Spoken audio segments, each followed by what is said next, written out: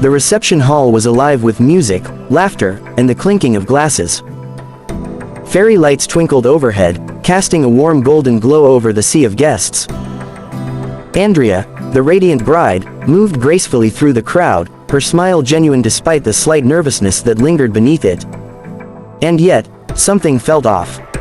Her husband, Carlos, had been tense all evening. Perhaps it was the stress of the wedding, she told herself.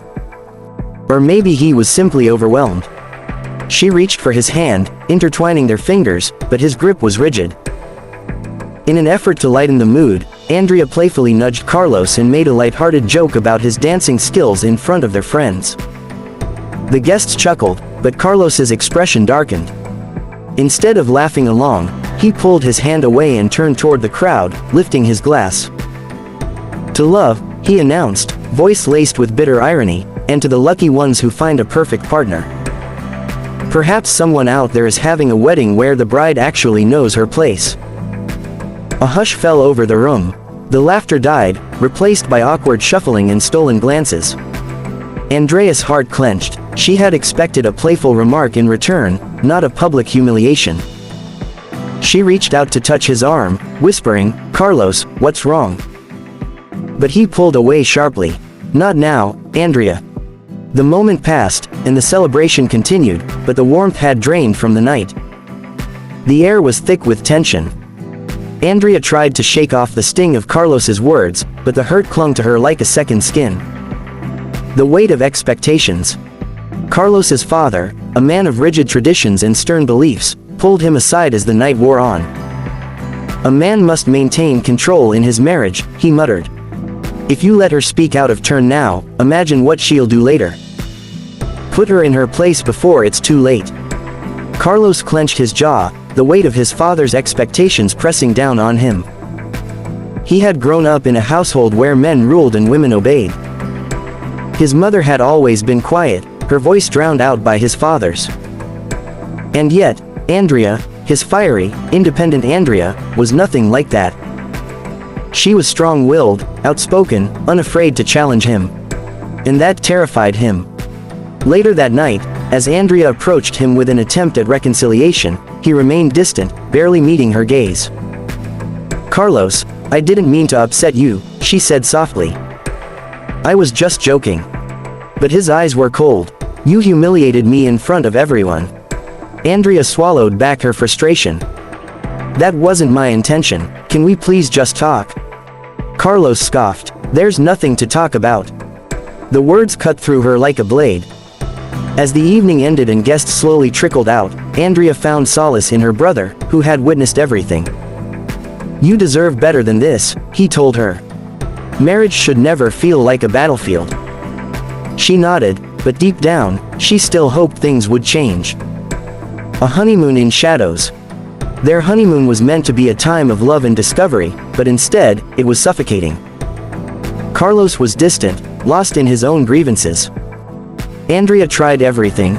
She planned a romantic surprise dinner, brought him little gifts, and even apologized for a joke that hadn't deserved such punishment.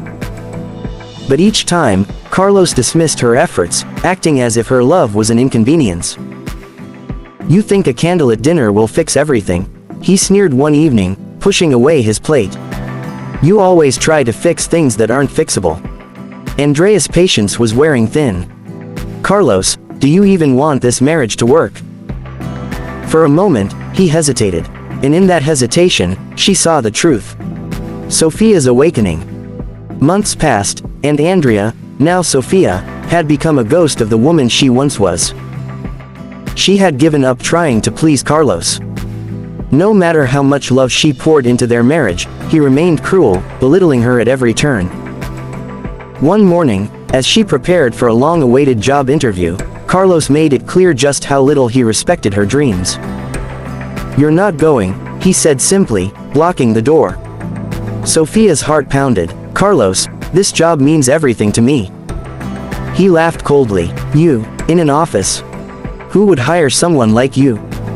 When she tried to step past him, he reached for the key and locked the door behind him. "You're staying home today, like a good wife should."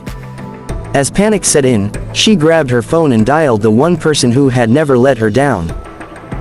"Brother, I need your help," she whispered. His response was instant. "I'm on my way."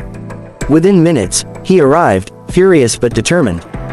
Together, they made it to the interview, and Sophia gave it her all. Hours later, she emerged with a beaming smile. It went perfectly, she told her brother, a newfound confidence shining in her eyes. But her joy was short-lived. When she returned home, Carlos was waiting, his face twisted with rage. "Who gave you permission to leave?" he demanded. Sophia, for the first time, did not shrink under his glare. "I don't need your permission." Carlos stepped forward, but before he could utter another cruel word, her brother was between them. "I've had enough of your abuse," he warned. Carlos scoffed. "And what are you going to do about it?" Her brother took a step closer. "You don't know who you're dealing with." For the first time, Carlos looked uncertain. The end of an era. Sophia felt something stir within her, something powerful, something she had buried for too long. "I'm done," she said firmly. "You need to leave my house." Carlos's eyes widened. "Your house?" She stood tall. "That's right. And for your information, I'm the new manager at the city's best company." "I don't need you." Carlos faltered. "You wouldn't last a day without me." Sophia smiled, but it wasn't a smile of love, it was one of freedom. "I think I'll be just fine." Her brother added, "If you ever come near her again, you'll regret it." Carlos, realizing he had lost, muttered something about lawyers and stormed out. But it didn't matter. Sophia was finally free. As the door slammed shut, she turned to her brother. "If it weren't for you," she began, her voice breaking. He shook his head. "You did this, Sophia. You found your strength. You don't need anyone to save you anymore." And for the first time in years, she believed it. Sophia stood at the window, watching the city lights flicker in the distance. Life after divorce wouldn't be the end. It was just the beginning. And this time, she was writing her own story. This version deepens the emotions, adds more conflict and resolution, and gives Sophia a satisfying arc of growth. Let me know if you'd like any changes. Like and subscribe channel for more videos.